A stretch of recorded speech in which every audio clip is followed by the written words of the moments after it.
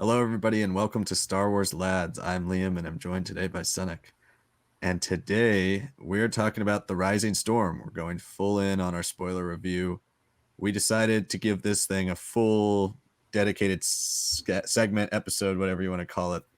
It's going to be a big topic of conversation, and with the Bad Batch and all this stuff coming out, we'd have to limit our time on Friday, and we're going to still talk about it tomorrow on our new episode. So stay tuned for that. But we're going to give this one a full discussion and see where this goes, because there's a lot of interesting stuff that just came out of this new novel. And if you're not familiar with what this is the new novel from the High Republic. It's technically the fourth novel in the High Republic release schedule, but it is the second adult novel that has come after Light of the Jedi, which was by Charles Soule. It came out back in January. It kicked off the whole High Republic era, which takes place 200 years before the Phantom Menace and will ultimately get us to pretty close to the Phantom Menace. So this is the sequel to Light of the Jedi. It definitely plays more off of those characters. And first, general thoughts on this book. I mean, this was an action-packed book. It's has a great pace. I would say it focuses on 3, 4, or 5 characters more so than Light of the Jedi. Light of the Jedi kind of was more broad. It built this universe for us, and this one really hones in on 5 or 6 people while upgrading, expanding on everything we've seen before. In these adult novels, you really get the most meat to this story, and everything else seems to kind of revolve around it. And yeah, it was really, really good. It ends on a major cliffhanger. We'll get into that later, but I really enjoyed the characters. I really enjoyed the pacing. It kept me entertained the whole time. I think it's a fantastic read. It's in my top 2 for the High Republic so far. I'm trying to decide between Light of the Jedi and this, or what are your thoughts on this so far? Right. I mean, just to add a little bit more to why this is its own episode segment of sorts, a High Republic is big. I think when we look at like a show like Clone Wars and stuff, you can at least space out your characters. They can pop in here and there, have their moment of shine, and that's it. But that's also a TV show. You got time, you got assets. There's so many things you can do there. But the High Republic is trying to do everything that happens in a movie in the Clone Wars, but in books. So reading that and seeing all those characters in there and all the different perspectives, it is really hard to some degree to just be like, oh my god, like I can just put a whole summary of this book in 20 minutes because you can't just because there's so many different perspectives, so many different characters that are coming in, going out, coming back in, and because the High Republic is so interconnected, there's a whole freaking other side story that is mentioned that is its own different book, Race to Crash Point Tower. So yeah, this is definitely a reason why that we're like, okay, let's give it its time, flesh it out, give our thoughts on it. Um, but yeah, I guess for me, my general impression was, wow, it's freaking amazing. I'd say this one is now my favorite. Into the Dark was my favorite, but I think the reason why I'd Into the Dark over Light of the Jedi is I just like creepier, darker stuff in Star Wars. Light of the Jedi is like A New Hope and um, I guess Into the Dark and The Rising Storm are more like Empire Strikes Back and how it feels to me. Um, there is just so much more time spent with these characters, and it's kind of narrowed down. Even though it's a huge cast, it's still narrowed down to a degree to who we're focusing on. Versus where Light of the Jedi and what Charles Soule had to do was like the heavy lifting, the great disaster, throwing out like, okay, this is the state of this is the state of the Republic, this is the state of the Jedi, this is the state of the disaster. Okay, here's your new villains. Let me flesh that out. There's so much going on in Light of the Jedi that it can feel a little dense and overwhelming at moments, even though it is also a fantastic read. But there's so much more hope to it because the Jedi are, they prevail. Like they stop at least 75% of the disasters, fatalities, which is an impressive number. But in this story, the Jedi aren't quite so successful. There's a lot of hubris to, what the Republic is doing of like, okay, let's go to the Outer Rim, Starlight Beacon, all this and that, and they have a freaking Republic fair just a year after the Nihil threat, which, by the way, hasn't left. So just seeing how these characters had grown and changed in that 1 year gap, you know, the characters that have been referenced are now like fully in center. Characters that we'd kind of met are now like really richly fleshed out. Um, it's brutal. There are things where, I read what was written and I'm like, wow, Cavan Scott is a little bit of a sadist at some points. Like he takes his characters into some really dark and gory and miserable places. Like there are very few characters that are not physically damaged or hurt in this, and if they're not, they're definitely emotionally abused and damaged by this event of things that are going on. Um, I think Marchion Ro was a real standout in this. He was really only fleshed out to a large degree in parts of Light of the Jedi, but Light of the Jedi, his whole deal is like he's trying to take control of the Nihil. There are three paths, and now he's the eye. He's been giving them these Tempest runners the paths that they needed to just jump randomly in hyperspace, and that's the only thing that they ever really needed him for. But now he's like, yo, I'm the big bad. I'm the guy in charge of this. I've got crazier machinations going on, and his whole thing that he's trying to do, and I guess his like MacGuffin is it's very interesting because I have no idea how to feel about that. I mean, what were your thoughts on Martian in this book? I love Marchion Ro. I think he's probably one of my favorite Star Wars villains I think we've ever gotten. I think he's just so different. He's as the Nihil, name alludes to, he's just chaotic. He's but he's the one that can control the chaos. Like he uses everything. He's still got what the best of the Sith have, which is the ability to manipulate and control large groups of people. He's able to inspire, but also, kind of be as brutal as he possibly can be sometimes. And I love those moments when he gets brutal. I love those moments when he's just hell bent on fixing his plan and doing what he has set out to do. And I think I've also enjoyed the mystery around this character a lot because we still don't even know, even after this book's over, we still don't even know what his end game really is. I mean, yes, he preaches, let's kill the Chancellor or let's beat the Jedi, and it could just be a superficial reason like that, but there's something else in this character that, he is planning on doing something massive, and we get a glimpse of it in this book with the Leveler. And we just, it's going to be really crazy to see where this goes in the future because he's ruthless, but he's like I said, a controlled ruthless. I really like the way he's able to bridge that gap.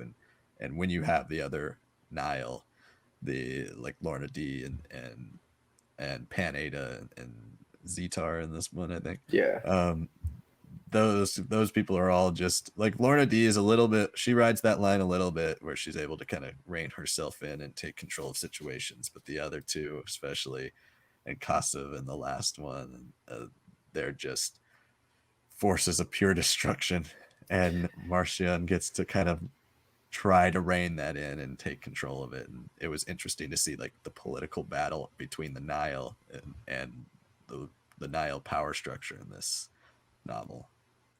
right. Yeah, I mean the power structure in of itself. I mean he is the eye in the storm. He is the calmest of the fury of the chaos and everything. But I think more than anything, I really like that he's not have anything to do with military or the force. Like those are the two constants in Star Wars. This guy's not force sensitive.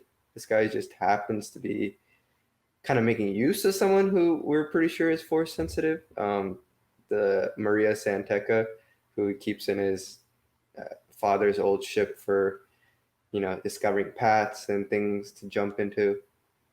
Which again, I really like that. I know like people are like, how could a human have better, understanding than a computer to make all these calculations? Well, it's not that she's like making these calculations. She quite literally just is like seeing things through the force of like, okay, this is it. She's like in old Legends books where like Kip Duron would fly like the Sun Crusher through like black holes on the edges between them and the Maw cluster escape. And he just knew how to do that. Han Solo couldn't fly that, but he could because he had the force. So it really reminds me a lot of things like with Legends where a character has that sort of richness in how they're exploring the force, how they use the force. It's not very conventional. It does obviously serve the story purpose, but she feels more rich than just, this is a convenient plot excuse. She has some pretty interesting interactions with some characters too, if I am reading it right. Correct me if I'm wrong, but she talks to Loden to a degree, right? She's like awakened from her like slumber of her, being alive for far too long. She's like 250 years old or something, and kept to these tubes and everything. Yeah. Fun character, and just for the fact that he's using something that is so unique and interesting, but for some other purpose that we don't really understand quite yet. Like the leveler is not his end game in my mind. I can't see that being his end game. It is really messed up because it obviously destroys force users like connection and their mentality, and the big ending that happens. I don't want to jump right into that, but I mean, I can't even. It's like a creature, but it's also not a creature. It's very strange. And they recover the leveler or like get access to the leveler by getting one part from, I guess, the Riston Badlands. I don't know if that's like a planet that, that Marchion was from originally, because it seems like the person he meets is like cousin, family, something like his aunt or something. Um, but the other part was it apparently recovered sometime during the High Republic Adventure comics, which I found interesting because he talks to Crix about it, and he's got like a stone tablet that he got from Crix's Triment 4 Elder that they were so opposed to the Force. So that's a whole different connection, and yet another reason why they're like basically begging people to like read everything of the High Republic because it's so freaking interconnected. So just everything in his story. Yeah, I mean, last time I felt like, this was like, okay, I'm trying to take control of the Nile for you into my own thing. This time it's more like, now I'm in that process, but what others would consider my end game this is just the start of it. I really don't know what to make of Martian other than he's a terrible person that I really like reading about. Yeah, he reads so well. Yeah. And he's just he's got that classic Star Wars villain vibe to him where he's 10 steps ahead of everybody. He feels like that, but it's not done in a way that feels redundant or cheesy or anything like that. He's used in the perfect spots, and especially in this book they did hold back on him a lot, and I thought that was an interesting angle because the beginning of the book is so full of he's one of the rotating characters that's in the first 20 chapters or so. And then once we get to the Republic Fair, we kind of ignore him for the next 150, 200 pages as that's unfolding, and then go back to him at the end. And I thought that was a really interesting decision to keep holding back on him. And obviously we have this big event that's unfolding, and I think Eytta is the only person we get his point of view of from the Nile. We see Lourna Dee, but I don't remember if we ever get her point of view during that battle. We just see her fight people. Yeah. We see her fight Stellan and Elzar, and then but it keeps flashing to Pan on his ship. And so they really went in and kind of gave more life to these other Nihil characters, because especially Lourna and Pan, they were kind of ignored in Light of the Jedi. They were there, but they didn't have much to do, versus Kassav, who had a lot to do because he ultimately gets killed off in Light of the Jedi. So they kind of brought him to the forefront as this guy who wouldn't fall into line and who constantly was trying to get out from under Marchion's thumb, and then look what happens to him. But then in this book, it's the politics of the Nile are a lot more flipped. It's now all the Tempest runners don't want anything to do with Marchion, and they saw what happened to Kassav. They know what he's doing, they find out about Mari Santeca and the paths, and that she's giving them to him, and they see Yeah. a way for themselves to grab that power.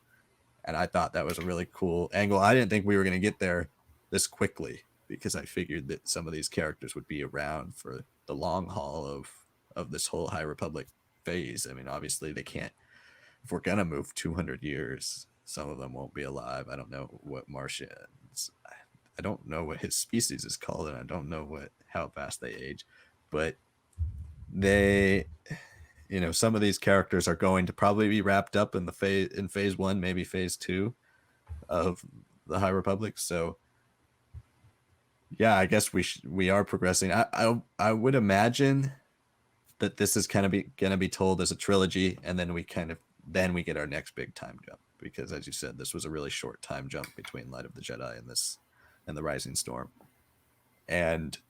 But yeah, it's so good, and they do a great job with the villain characters in this. I think we've talked about the Republic Fair a lot, and do we want to dive into that? I think that's one of the key settings of this book. It's kind of the thing. The whole book revolves around basically Chancellor Lina Soh. She is trying to perform another great work, as she calls it, and stage this fair on this planet in the Outer Rim, to unite all the people, the new people of the Republic, to bring people who haven't been close to the core worlds in. And one of our big examples of the Togruta. She's trying to bring them a part of, and she has I forgot what they call the Togruta Queen, but she brings her there, and they have the Royal Guard and all this stuff, and they're a big part of this book as well. But it's basically a way for her to unite all the new peoples of the Republic with all the previous people, and it's mainly made up of the new people because it's in the Outer Rim. But she does this to the rest of her cabinet, if you want to say, or her vice chancellor, and most people think this is a bad idea, specifically because of what happens in this book ultimately. Right. And yes, I could have told you that was probably going to happen if I was there with her too. But so we have this interesting dynamic with her and her hubris versus the way the Jedi and the Republic have seen themselves. And yes, they faltered a little bit in Light of the Jedi, but as you said, they became victorious again within that book, and now they've seen peace outside of the Drengir for 6 months or a year. And then we get the Nihil attack again, and it throws them off guard, and it's more brutal and violent and vicious than it ever had been. And so now the Republic Fair is the staging ground for at least Race to Crash Point Tower and the middle act of Rising Storm. We don't know about Out of the Shadows. Certain characters that are in Out of the Shadows are referenced many, many times in this book. So I would think it at least crosses over at some point, but I don't know if that's going to take place a little later, like Into the Dark did, or if it's going to take place at exactly the same time.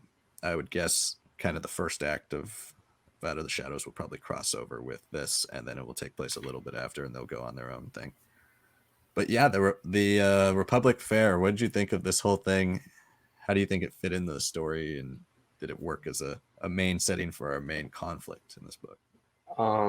Yeah, I think it worked as a great setting. I think the one thing that I had not issue with The Light of Jedi, but I felt was a little hard to focus on was that there's just so many different places that the great disaster obviously is happening in hyperspace. Things are appearing in random planets. They have to jump here, they have to go here, which is fun. It is cool to follow that, but so much happens at once that it's hard to really pin down like what is that main story at times. And I think the Republic Fair definitely at least concentrates the best of all those different stories of the Light of Jedi into something richer and darker and more depressing than the Light of Jedi. Light of Jedi was like, this is just terrible. It shouldn't have happened, but we're here to save everyone. We can work together, use the Force. Avar Kriss is like that big Jedi of that whole book, and she uses her musical force of sorts to listen to the song of the Forest and gather everyone to help push that, I guess, like canister that could have exploded in the star. Like it was about hope. It was about optimism, and it was a story about the Jedi. The Republic Fair is a story about, this is what the whole galaxy can be, not just a few 500 people, saving everyone else. This is about, okay, let's expand, let's grow, let's become better, make connections. I'm really surprised that the Togrutas are, you know, and the Regasa of the Supreme Huntress or whatever she's called. I guess those are multiple titles, but that they're like a whole monarchical government right now, that they're not part of this, republic. And as fans of like really old, like the old Republic stories and stuff, this is all really interesting to me because we've got characters and things that we took kind of for granted in Star Wars happening only like 200 years before main Star Wars timeline, which I mean I found that was very interesting. And then just seeing how Lina Soh brings in Darugasa, that they could start a partnership here.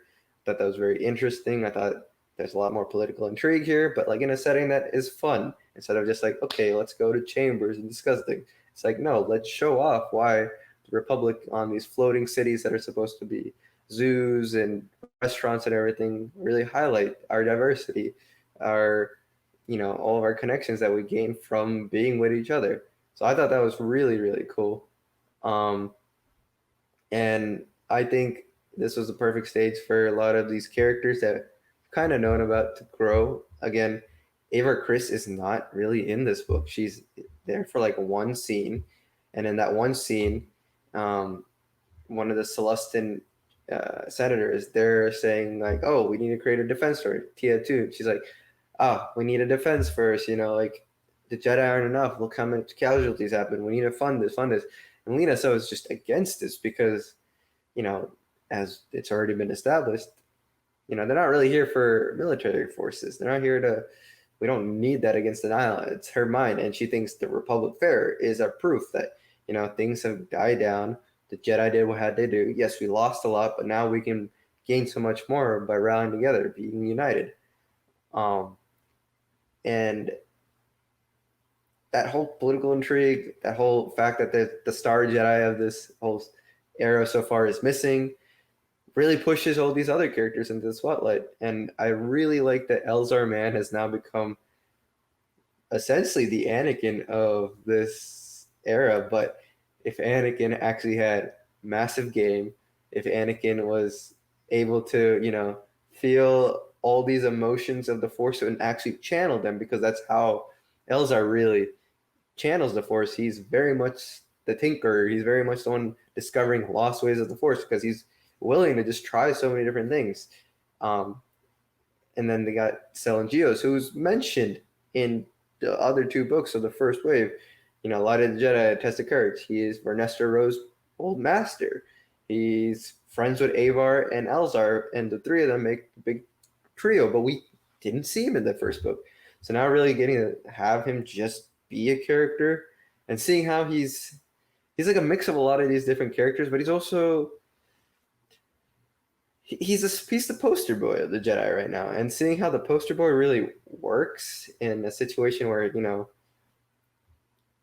his fear, his pain, his anguish, his tiredness, like he feels like one of those underpowered Jedis that just really tries hard. He's powerful, yes, as a Jedi, but compared to other Jedi, I don't think he's supremely gifted. I just think that he's got more heart than almost anyone else, and he tries his hardest. And he's all the bloody affairs that happen in this book. He's right there. He's right next to the Chancellor. He's right next to the Regasa. He's there to protect the most important pieces of this whole fair. And every chapter, it seems like, how is this man walking? How is he like alive? How has he been able to keep everyone in shape? Because man, he gets beat up by everything. Obviously we have our little stories, but like now we get to see the Chancellor's son, and he kind of gets his own little boyfriend for like a month or a week, I guess, whatever they're on Valen for. There's Rom Jamorum, who's the hero of Crash Point Tower, but he's got one whole chapter. But main character that was really awesome in this for me was, it's either toss up between Bell Zettifar and just how how much of a bro he is. Like, just he's like, you know what? I'm going through so much, but I gotta be the best. I gotta do what's right. I gotta help people out. I gotta really embrace who I am.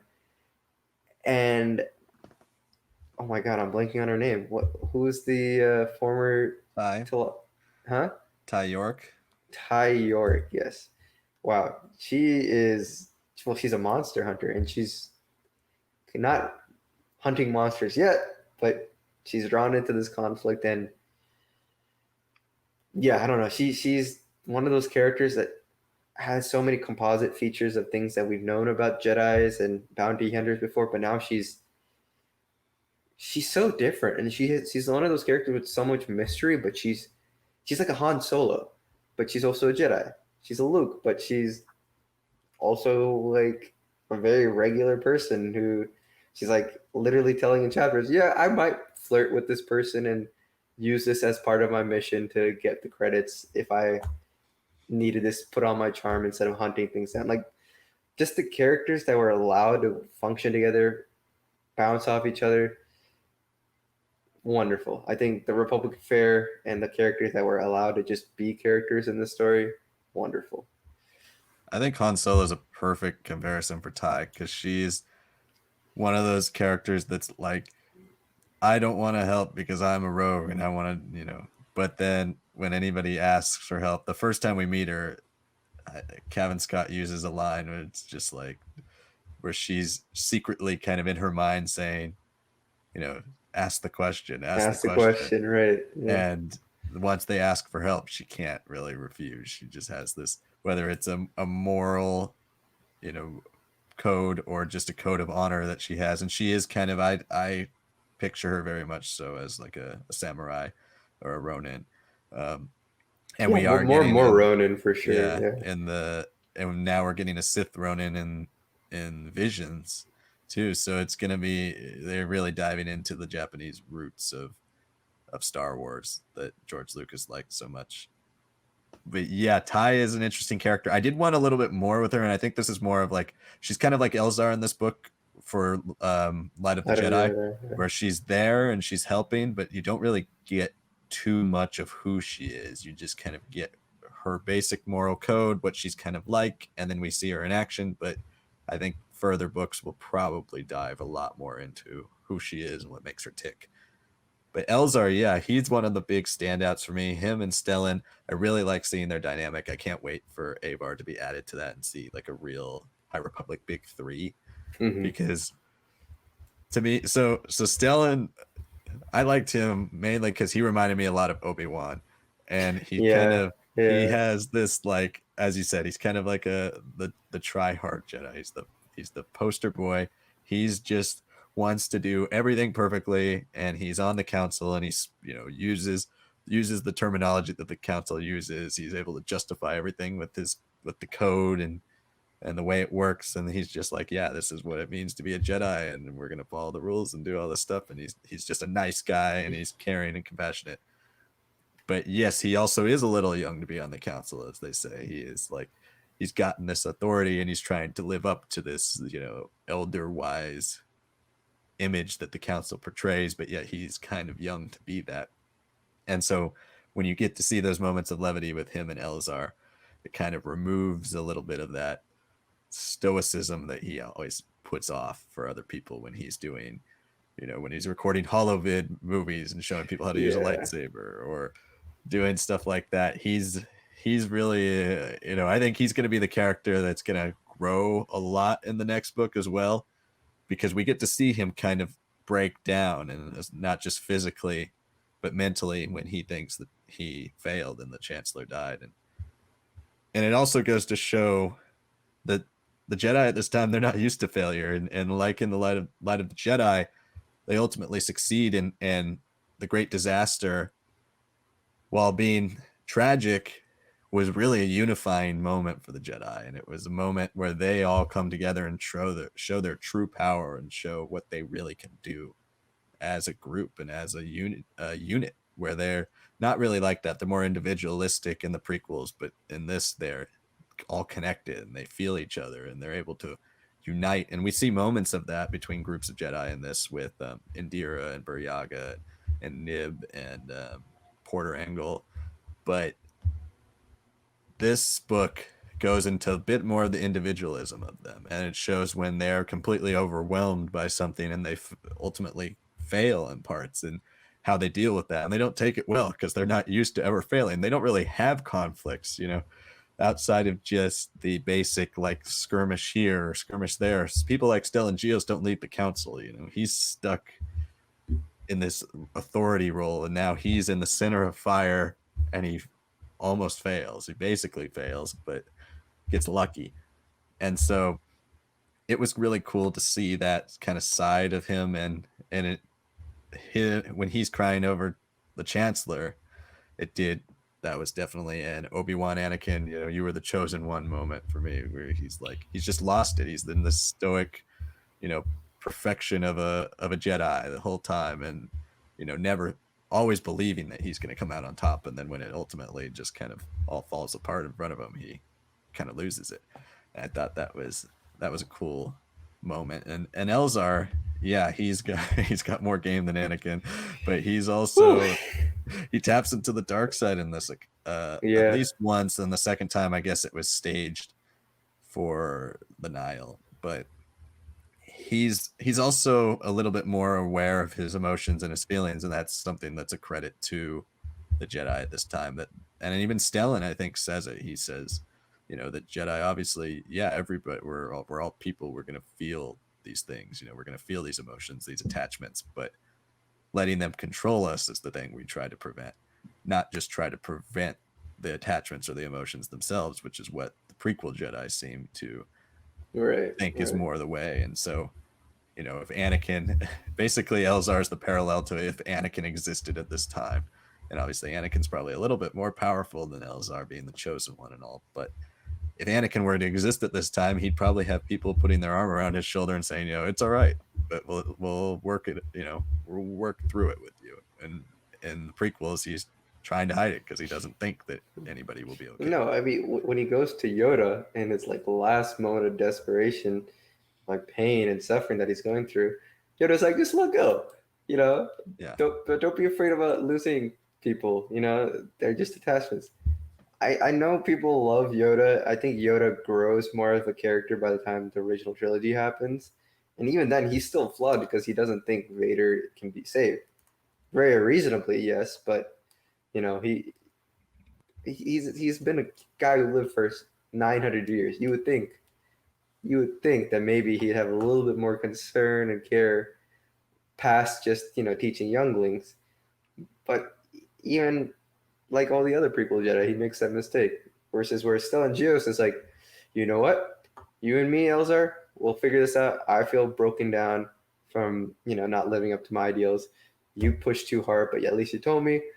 I'm setting up a retreat to Jeddah to go underneath that temple into those mirrors or whatever, and we'll heal. And I'm just like, yeah, that sounds very reasonable.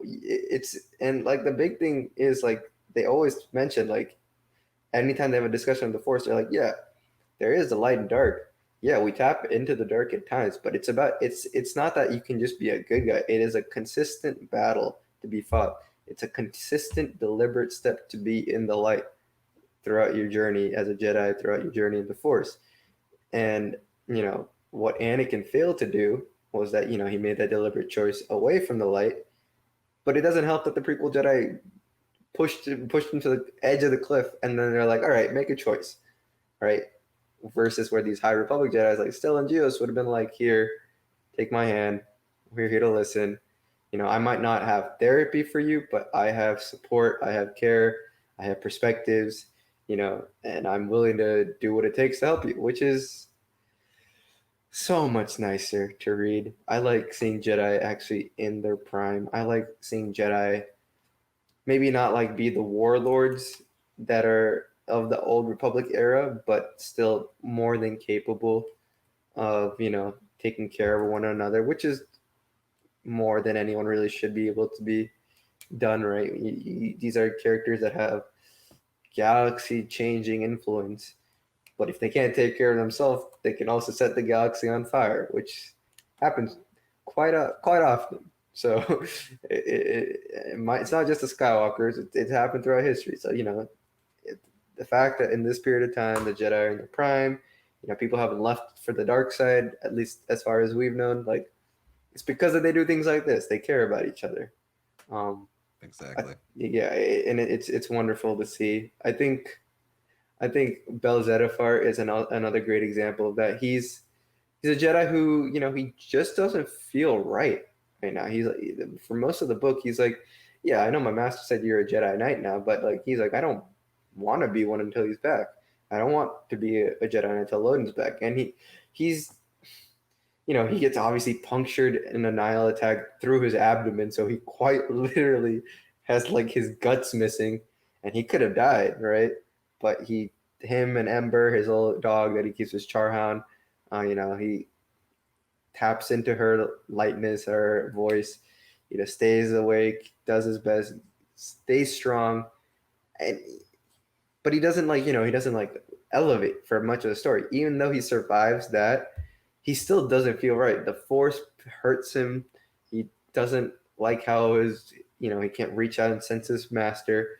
Everyone tells him is dead, which is obviously revealed that Loden is alive. We know that Loden's alive. They don't. But not reaching out, not being able to sense your master, that sense of loss and confusion and being in that middle of these things, and yet still being treated by everyone, even the Jedi, like, look, you've done a great thing. It is painful. We are mourning.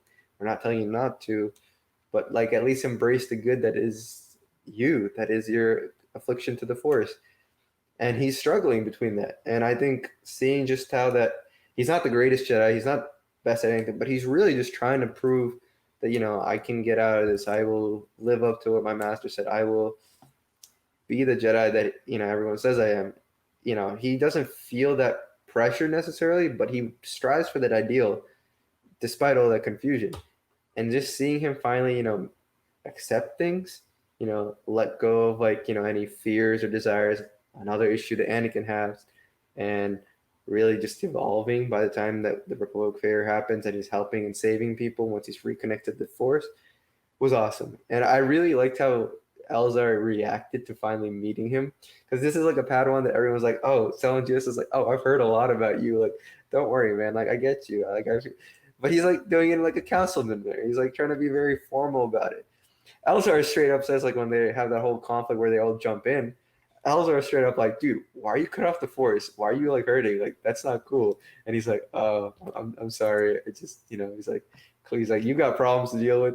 I'll let you handle it. I just really liked how like everyone was trying to like do some things like, oh, let's be careful here. Oh, let's give you a formal statement while you're trying to figure things out. And Elzar was straight up like, dude, connect back with the Force, figure out what's going on with you, and go from there. And the fact that there's all these perspectives that someone like Bell could take in and then finally make his own choice is, again, what the ideal Jedi should be. You take knowledge from everything, from a different variety of practices, cultures, species, and then apply it to yourself. And he does. And he really shines in how he saves people, how he's willing to sacrifice himself. Just he's become a character that I think he's so average of a Jedi, but he's got more heart than almost anyone else because of just how much he cares and tries. And that's what made him a favorite of mine. Yeah. But yeah. Oh, sorry. You go ahead. Keep going. I'm good. I was going to say, he plays so much into the ending of this novel. I think we could talk about that next, and what his future is going to be in this universe, because he is the one that's the most completely devastated by not only the leveler, but what's going to be coming after he finally kind of snaps out of it, if he snaps out of it. Because at the end of this book, when the Jedi storm, as Gryzal is where the Nihil are stationed, and that's their base, and they have a surprise attack on the Nihil, and they take out Pan Eytta in a different spot, because I think that was at the shipyards. I forgot what planet that was called. Cyclor. Cyclor, yeah. Because from their Lourna initial Dee, attack, and then at the beginning of the novel, yeah, and Lourna Dee backstabs Pan Eytta and sends him there. basically alone, and he thinks he's going to have this whole army, and he gets just utterly destroyed. But then after that, they go to Gryzel and they attack the Nihil, and they catch him by surprise, and it looks like, wow, everything's going to turn out great for the Jedi. And Loden, who's been captured this whole novel, and we got a couple chapters with him, but really mainly the bulk of his appearance comes in the last 10 chapters or so of this book. And when I say 10 chapters, most of the chapters in this book are like 2-3 pages. I think there's 76 chapters, so he doesn't have much time in this novel, but it looks like, oh, everything's going perfectly. He escapes Marchion Ro's ship, and he meets Mari Santeca, who he's been talking to through the Force the whole time, and who's kind of been keeping him going and keeping his spirit of optimism alive. And then he escapes, and he's teamed back up with Bell, and it looks like everything's great. And then Marchion unleashes the Leveler and kills Loden. And so it's one of those moments. It's just like, it's a tragic, frustrating, heartbreaking moment, because you think, wow, he's back. All he's gone through, we finally have him back, and everything. And Bell is saying the same thing. Everything feels right now. Bell feels like he's back because he has his master by his side, and they're a team again. And then Loden gets absolutely destroyed, and and he's gone now officially, and Bell is left kind of seizing on the ground with the Force visions that he can't snap out of, and that's how this book ends. And there's no epilogue, there's nothing. It's just like, that's what happens, and Marchion Ro escapes, and the Jedi are going to have to deal with those consequences. But Bell is kind of, as you said, he's cut off from the Force in this, mainly by his own doing. It's going to be interesting to see the effects of the Leveler on a survivor, because we don't get to see what happens to, I'm blanking on that creature's name at the beginning, but it's cool. They brought him back from the Old Republic, the bird-like creature from the beginning. Yeah. I mean, Uri Dis, that's his name. Yeah, I don't know what his.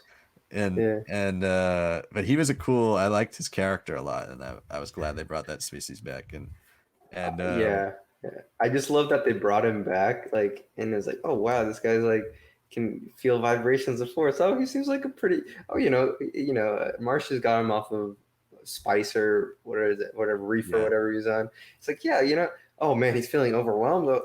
Oh, he's dying. Oh, okay, Martian just killed him. Like, he's like, I'll just finish the job. Like, you were just there as like not even like a test run, just like like an acid tester or whatever. Just like, oh, I guess the Force is here. Exactly. He that's one of Martian's most brutal moments, and he's just like, oh, it worked, great, and he kills him. And they set up that character at the beginning to kind of it felt like he was going to be a part of the story, and then no, he was just there for the first couple chapters. But yeah, the Leveler is an interesting weapon. It's something we have never seen in canon, at least before, and it really seems like it has to do. I'm wondering what its connection is going to be to the dark side, and to like the Drengir, how they kind of are able to cloud the Jedi's Force sensitivity with their inherent like connection to the dark side, and the way the great progenitor is using the dark side to basically connect all Drengir. And so it's going to be interesting to see if the Leveler is connected to the dark side of the Force, or whether it's a weapon that's just created to attack Jedi, which to me kind of, when you have a Force user that's just so bombarded by other feelings, to me it has to be connected to the dark side, not necessarily to the Sith. Like, I don't want them to bring in the Sith or anything like that. I want there to be a Force explanation, because I don't like the idea of somebody just building something that can like take out a Jedi. At least bombard them with this darkness, because Bell just kind of like crumbles into his own inner thoughts, and to me that's something the dark side would be able to. Well, yeah, I mean, he doesn't build the Leveler though. He builds like the staff that controls the Leveler, and the Leveler is like a creature that's got claws and stuff. Yeah, I don't know. I mean, I don't know. The description was they've kind of held back on what the leveler really Yeah. is. Um, I mean, I don't really know what to like, say about it quite yet. Like, I don't. I just know that it really messes up Force users because, like, when he's first going there with his aunt or whatever, Hmm. and what Udi does, Udi is like, he's shook. He's like, oh my god, like I just feel like I'm out of it, like I'm slipping, and he's like completely overwhelmed. And I mean, that's what's happening to Bell at the end. He's got the visions. He got this man just got back on a clean slate of like, yeah, my life is back on track, and he's shot way further down now, right? And then Loden, like he's already had so much torture for a well over a year, right? He's lost both of his Leku because freaking Marchion takes his lightsabers and cuts off both of them, and I mean that this dude is basically on the verge of death, but he feels like he's alive. Like, oh man, I'm back with my student. The great tag team duo, and then bam, this clawed, strange creature that was guarded by ancient droids that has part of like one system. It's frozen in ice, and connected to the tablet that Crix's Elder from the High Republic adventures knew about in Triment 4. There's so much weird things going on with this creature or thing or being.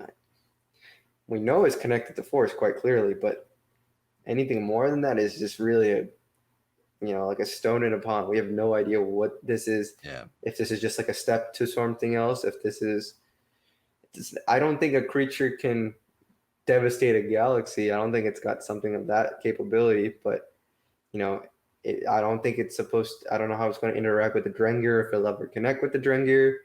You know, I mean, Aor's on her own little mission working with the Hutts, and that's why she's not part of the story to, take down the Drengir. Now she's working with Keeve and Skier to go and beat the Great Progenitor.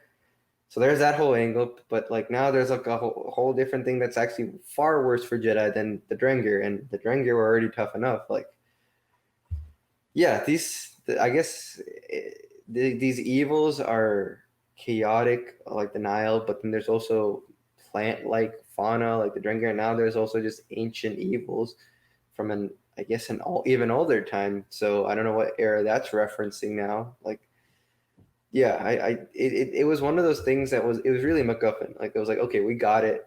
Right now, it's like, okay, we're doing things to get closer to it.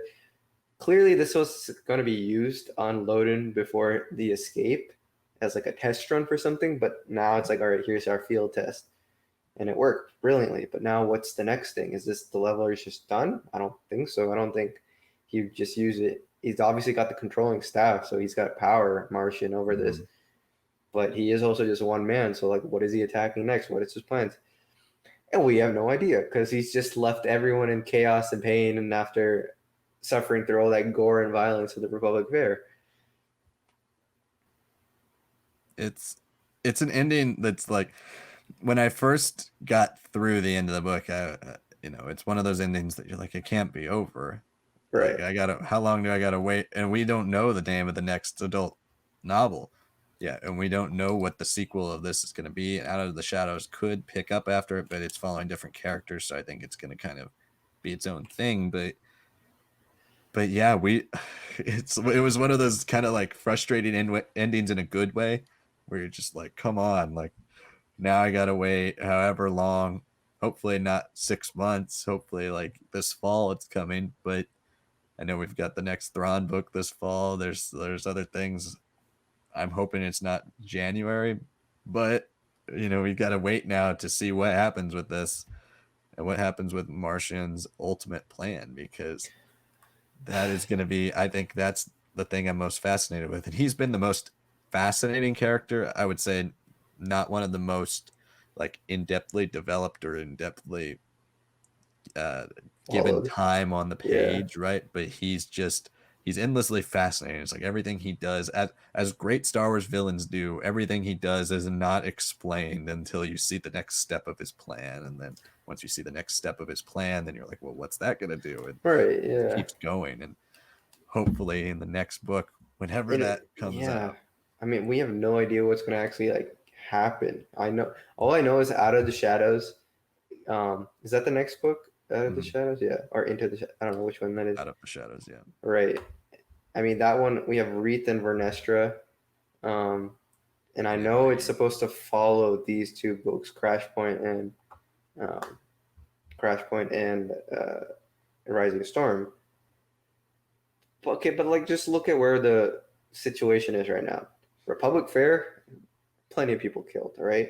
It's not maybe anywhere near a great disaster level, but it is still quite bad. It's a planet devastated, shot on from space, marauders in person, poisonous gas, whole ships that were designed to explore like what's the name of the ship that the Innovator or something that they Panada's ship.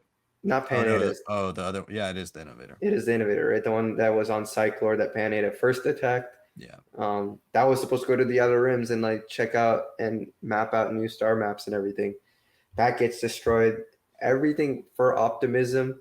Like the whole point of the characters is like, yeah, great disaster happened, but through it all, Lina Soh's managed to get us to a position where like, yeah, we'll be fine. We'll be able to, you know, move on. She's managed to pull off everything. Her plans to expand the Republic happening. Well, clearly not after this book, because now, yeah, sure, she might have the Togruta's alliance of sorts, but nothing else has really come out of it. It's anything, it's a huge step back. She loses her freaking leg and is almost killed. So now she's not going to be as, active for a bit. So Republic expansion, for now, standstill. Um, Marchion, we have no idea how they're going to chase after him. There's a whole Drengir threat. Is Avar going to be pulled back from that and Keeve takes the lead there or something? There's that whole thing with the comics that we need to see more of. Um, I mean, how does Vernestra and Reith and all that, do they become more and more of the story, or are they still on their side quest? How the hell did the Jedi survive? After this, after Elzar, went through all his things, and he's still got to figure it out. Stellan has to recuperate. They've got Bell destroyed now, Loden dead. Ty Yorrick has her own graphic novel coming out, so I think she handles it well enough because she's there on Grisel when it happens, but she's not like there when all of that leveler stuff happens. If anything, if we thought the great disaster of the Light Jedi was a setback, this is a standstill. Everyone's regressed so much. Everyone's in pain. Everyone's in shock. There's no way that they can move forward. And I think we're just gonna read in comics and books the fallout of everything. I mean, Yeah. I guess Ty York's fallout is like she made that force connection with Elzar, and that's the closest she's ever been to a Jedi or anyone ever before. So how does that continue to make her into this Han Solo monster hunter type? I guess that's what we'll see in Temple of the Monster Peak. But everyone else is just, it sucks, Yeah. right? If anything, they might be on retreat. All right, they might just be hiding. Yeah. I'm wondering, and this isn't, I guess, directly connected to the Rising Storm. I'm wondering if the Drengir threat ends in the comics by, so let's say the next 6 issues or the next 5 issues are played out over the next 5 months. We've still got a lot of time left with that story. We've got Edge of Balance, which I don't know when that takes place, but that's coming out in September. We also have the audio drama that Cavan Scott wrote that's coming With in Lourna Dee. October that's Yeah. focusing on Lourna Dee. So that's probably going to be an aftermath thing kind of from the Nihil perspective. So I could see the next 6 months being really aftermath of Rising Storm, and then eventually we should probably get an announcement relatively soon, at least by the end of July, beginning of August, on what the next wave of High Republic stuff will be. But Right. at the Yeah. same time, there's going to be we have a lot of other announcements. There's just not really a wave yet, so they could fit other stuff in there, but I think the audio drama is October, Edge of Balance is September. I don't know when the Ty York thing's coming out. Then we have comics every month. Yeah. So I guess the Monster of Temple Peak was supposed to be one big graphic novel, yeah. but now it's being released through the High Republic Adventures line as like a mini series. The first one's in August, the next one's September. Okay. The next two are presumably October, November. Um, Cavan Scott has mentioned that there's something in Ty York's past that will be explored that's hinted at in Dooku Jedi Lost. So I guess we got to check back in what happened in Dooku Jedi Lost and make some ideas from there or something. Yeah. Yeah, No, these don't, authors seem to pull stuff from all their other Star Wars stuff, like right. Charles. And then don't forget, there's also not only I mean, Edge of Balance. I think it is a manga. I don't know if they're releasing it chapter by chapter or if like all at once. No, they're saying it's a manga series, so it's going to be ongoing by the looks of it. Um, but then there's also there was also the recently announced High Republic Trail of Shadows, that whole comic miniseries where I guess like a Jedi is investigating something, but then there's also a spy who's investigating things for the Republic. That's the only thing we really know so far. So maybe I don't know. She's enlisted by Lina Soh. I don't know what Lina Soh's up to. Another thing I just to throw out there. Lina Soh became a character I really rooted for in this book, but in the first book, I felt that Lina Soh was a lot shadier. I feel like there's things about her we're assuming she's this wonderful person, and she could be for all things and purposes, but I think she's also made decisions in her past for the benefit of her goals that we're gonna finally start seeing come out that could make her a lot more gray of a character than just she's a stalwart, right? That's just been hampered now. I think there's things going on, and that's coming out in October, the Trail of Shadows comic series. So yeah, I don't know. I mean, this was a great book, but this is a book that really leaves things like The Empire Strikes Back. At least The Empire Strikes Back, there's a hope of like, yeah, our heroes are together. This is like, no, our heroes were together and got messed up, and now our heroes are kind of separated again and are even more messed up. Like, yeah, the only people who really succeed in this book are Lourna Dee and especially Marchion Ro. Everyone else, straight down the hatch. The best thing that happened to Elzar Mann, turns out it was just a fling, and the woman that's the organizer of the whole Republic Fair, she's like, no, I knew this was like a one-time thing. And he's like, I have feelings, and you can imagine a future with her. She's like, no, this was just it. I'm too busy for you. Like, even like the fun, lighter moments, shafted in this book. So, yeah, I really don't know. I really don't know what to expect. I don't think it'll be pretty. No, not at all. And maybe there's a reason they're holding off with announcing the names of the next books or when they're coming out, because they want us to sit with this time period of just like despair and failure for the Jedi and see what they ultimately come around to. Because yeah, and like we've had conversations a lot about time periods in Star Wars, and especially in regards to Luke and like that 30-year gap between Return of the Jedi and The Force Awakens. This is a 200-year gap. Yeah. So there's so much, to not just explore with these characters, but I'm sure, I haven't really thought about it, but I guess, yeah, I'm sure their next wave is going to mostly feature different characters, and that these characters might be the elder statesmen of the next wave, and they're helping them on their new conflict. Because can they really fight the Nihil for 200 years? I mean, I guess, but I don't think so. I feel like they would have been more. They can't be as big of a conflict, or else at this point, then there has to be a defense force. Right. I think book 3, maybe book 4, but I think book 3 is going to be the end of like a little trilogy. I think each form is going to get their trilogy, and maybe the comics continue to connect things, because the comics have done a really good job of bridging that gap and kind of continuing. Okay, this is what they're doing. They're in these intermissions we get between novels.